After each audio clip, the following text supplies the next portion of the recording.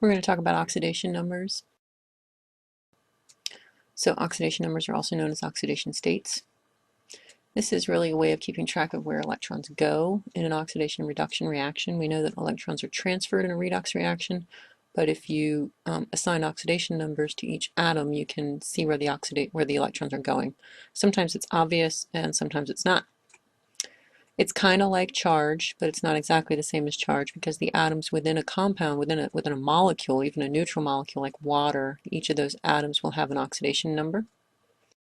To here, you can see nitrogen, number 7, has 5 valence electrons. Oxygen has 6, fluorine, and chlorine has 7. So here, chloride has 1 extra, oxide has 2 extra, and nitride has 3 extra. And so one little rule here is that monatomic ions have gained or lost electrons, and their oxidation number always equals their charge. That's true for all monatomic ions. Oxidation state is the same as the charge. Now for these, we're going to use these little dot structures to figure out the oxidation number of each atom within these molecules. So we're going to do a little bit of practice on how to assign oxidation numbers here, now that we've learned what oxidation numbers are. So we're going to use Lewis dot structures to do that.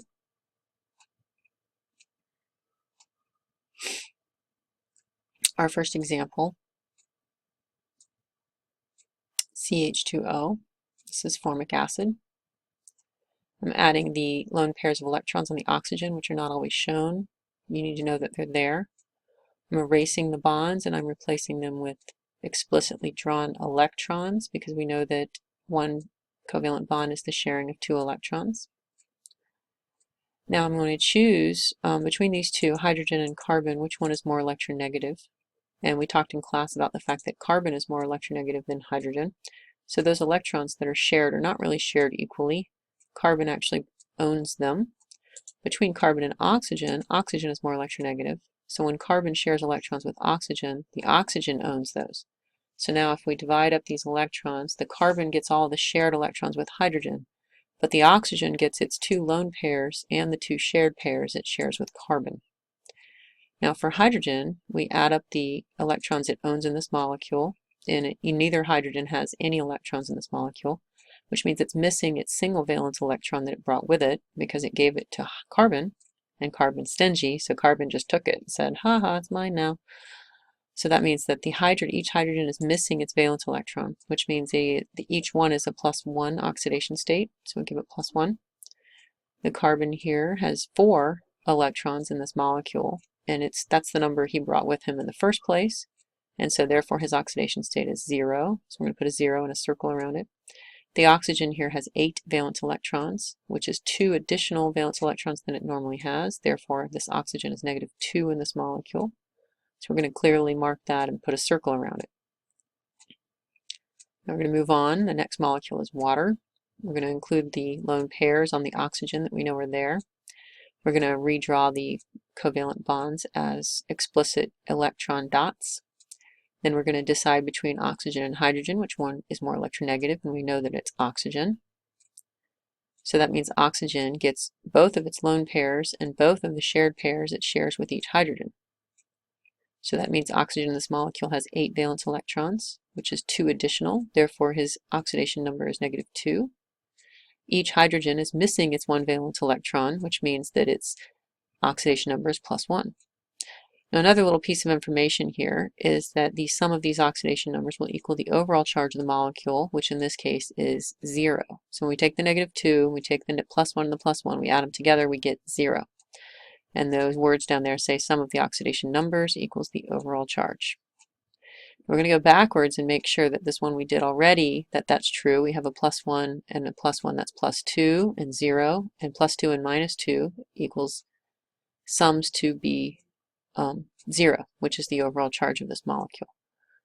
Last but not least, we have PF5, phosphorus pentafluoride. We're going to add in the lone pairs on each fluorine, and then we're going to erase the lines and redraw them as dots. Then we have to decide which one's more electronegative. Of course, fluorine is the most electronegative element on the table, so he is more electronegative than everybody, including phosphorus.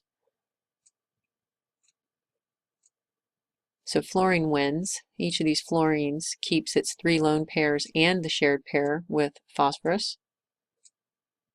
So each fluorine, I'm going to circle the electrons owned by the fluorines. Each fluorine is going to have 8, which is 1 additional electron that it brought with it. And so that means that each fluorine has a -1 oxidation state because it has 1 extra electron. So we're going to label those as -1. The phosphorus in the center has no electrons. Phosphorus is in column 5 below nitrogen, which means that he should have 5 valence electrons. He brought 5 with him, but then he decided to stupidly share with fluorine. Fluorine's very stingy, and so phosphorus basically just gave his electrons away by sharing with another stingier molecule. He probably should have shared with a different molecule, different atom. So phosphorus has 0, he should have 5, therefore his oxidation state is +5. So we'll label that with green, +5. And that is the end. So a little bit more about oxidation states or oxidation numbers. Metals tend to have more positive oxidation numbers, and nonmetals tend to have negative oxidation numbers. That's not always 100% true, but the nonmetals that tend to form anions easily, like the halogens, are often -1, and then group 1 cations tend to be +1, and group 2 cations, column 2, tend to be +2. Sometimes the ones in the middle, in the metalloid area near that diagonal line, those tend to vary a little bit more in oxidation number. You know, carbon can vary from +4 all the way to -4, and it can be anything in between. So some of the metalloids tend to be variable. So there's some rules that we developed in class for assigning oxidation states more quickly than just using Lewis dot structures. The first rule is that neutral elements have an oxidation state of 0. That's true regardless of whether or not they are monatomic like sodium, or diatomic like chlorine, or ozone is O3, or S8, or C60, or P4. These are all elemental forms. It's only one element, and they are neutral, so they have 0 charge.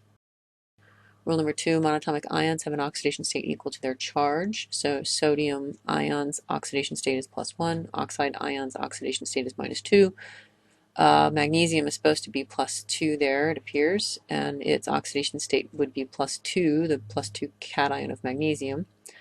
I suppose you could form a +3 cation of magnesium, but that would be hard to do. Delving into the inner core would be very difficult. Hydride ion is a hydrogen with where it's taken an extra valence electron, so it has 2 valence electrons. It has a full outer shell, a full n equal 1 shell, 1s subshell. And so hydride has a charge of -1 and also an oxidation state of -1. Rule number 3, fluorine has an oxidation state of -1 unless it is combined with itself. So that would be rule number 1. F2 has an oxidation state. Each fluorine has an oxidation state of 0 in F2. All other fluorines are going to have an oxidation state of -1. That's because fluorine's the most electronegative element on the table, and so whenever he's in a fight for electrons, he always wins. Oxygen is the next most electronegative element behind fluorine, and he gets to have the oxidation state that he wants, which is -2, unless he is attached to another oxygen or if he is attached to fluorine. So attached to another oxygen, if that might be rule number 1, O2 or O3 would have oxidation states of 0. Or sometimes oxygen is attached to itself in molecules called peroxides, and in that case oxygen has a -1 oxidation state, like H2O2, where those 2 oxygens are connected to each other. And of course if it's attached to fluorine, then fluorine wins those electrons, and so oxygen has to be whatever fluorine will let him be. Rule number 5, hydrogen has an oxidation state of +1, and that is except H2, right, where that would be rule number 1, neutral elements have an oxidation state of 0, and hydride ion has a -1 oxidation state. That's rule number 2. So the rules above at the top sort of supersede the rules at the bottom. Finally, the last rule, the sum of the oxidation states in a given molecule always equals the overall charge. And so if it is a polyatomic ion, then the overall charge is going to be some value, like ammonium has an overall charge of +1, or carbonate has an overall charge of -2. If it's a neutral molecule, of course, the overall charge is 0. So here's some practice. Determine the oxidation state or oxidation number of each atom in the reaction below. Identify what is being oxidized, what's being reduced, the oxidizing agent and the reducing agent. And then number 2, consider the Lewis dot structure of acetic acid. Identify the oxidation number of each atom in the molecule. We're going to do this also as a practice problem where we assign oxidation numbers to all of these atoms, including glycerol, which is the chemical formula, the structural formula that's shown there. So we're going to start with this problem. Determine the oxidation state of each atom, which identify what is being oxidized, what's being reduced, the oxidizing agent, and the reducing agent. So we're going to use the rules we just learned to determine the oxidation state of each atom. So hydrogen is +1 and oxygen is -2. We learned that those prefer those numbers. There are 3 oxygens, which means those add up to -6. And we know the nitrogen in the middle has to be, we're going to set that to be X. And we know the overall charge is 0. So the sum of all the oxidation numbers must equal the overall charge, which means in this case that X must be +5. Copper is 0 in its elemental state. Copper +2 is +2. And on the other side, we're going to again assign hydrogen and oxygen. And then we're going to do the same thing where +1 and -4 plus X equals 0, which means in this case X is +3. So now we can look at this and identify what's being oxidized and what's being reduced. Oxidation is loss of electrons, and so the element that's increasing in oxidation state from 0 to +2, that's copper, is oxidation. And then nitrogen is being reduced. It's going from +5 to +3. So that's a reduction in oxidation number. That's what this is showing you here, +5 to +3. That's how I remember what reduction is that the oxidation state gets reduced or decreased. The oxidizing agent is going to be whatever compound contained the atom that was reduced. And so the reason for that is because nitrogen, basically the nitrogen in HNO3 took electrons away from copper so that it could form HNO2, which has an oxidation state that's lower, that's less positive, because now it has more electrons. And so HNO3 is our oxidizing agent, and copper, solid copper in its elemental form, is our reducing agent. And the reason it's a reducing agent is because it gave electrons away. It caused the reduction of HNO3, the nitrogen in HNO3.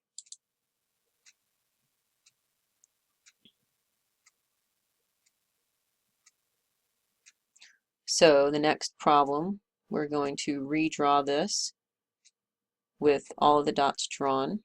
And then next we're going to circle in red, I'm circling all of the electrons that this leftmost, the first carbon here, actually this would be the second carbon based on priorities, but that doesn't matter. So this carbon on the left has 1, 2, 3, 4, 5, 6, 7 electrons. So it owns all the ones it shares with hydrogen because carbon is more electronegative than hydrogen. We're going to split the carbon-carbon bond in half, so one carbon gets 1 electron, the other one gets the other. And then the other carbon only gets this 1 electron he shares with the other carbon. Because oxygen is more electronegative than carbon, he gets all of the shared electrons with carbon and with hydrogen. So now these hydrogens have no electrons, so they have a +1 oxidation state because they are missing the 1 electron they brought with them. This carbon here has 1, 2, 3, 4, 5, 6, 7 electrons, which means he has an additional 3 than what he brought with him, so he is -3. This carbon I circled in blue only has 1 electron, which means he is missing 3, because he's supposed to have 4, so he's +3.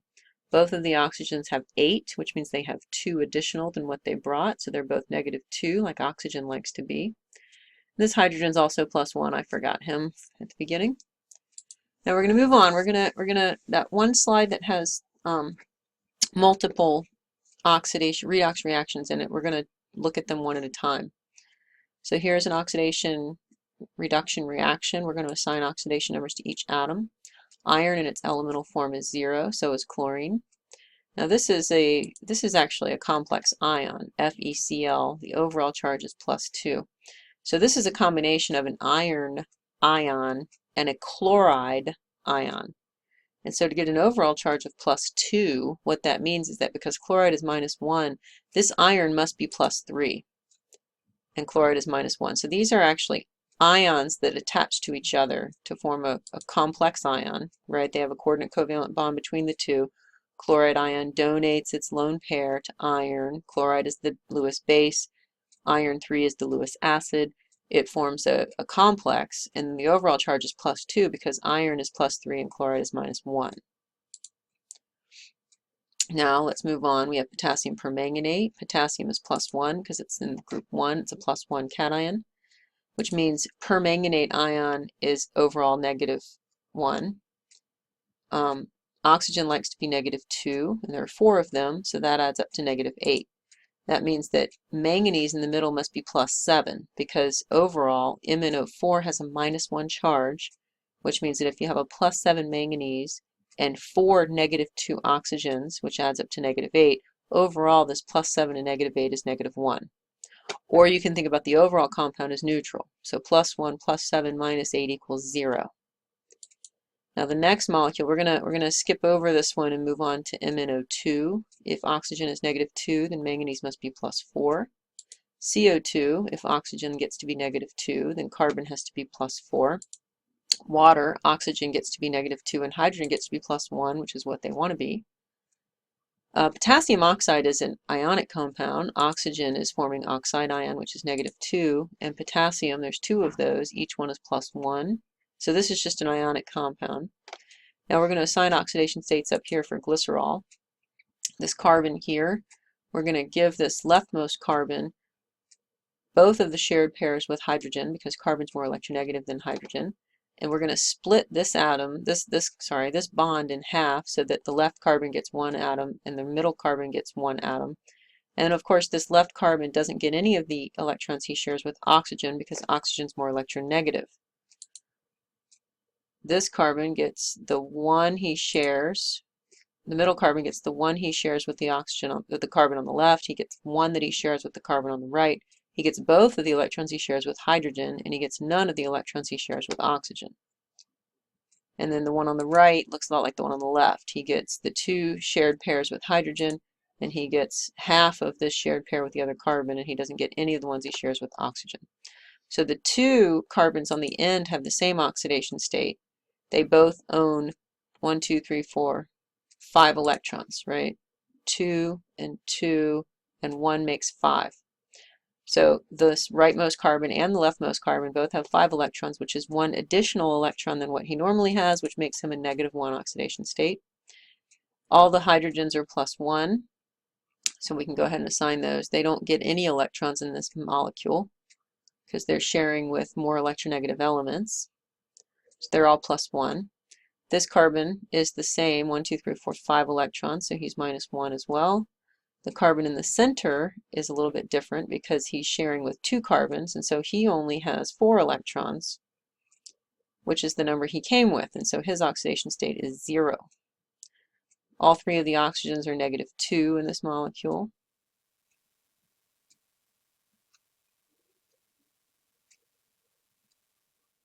One, 2, 3 oxygens, they're all -2.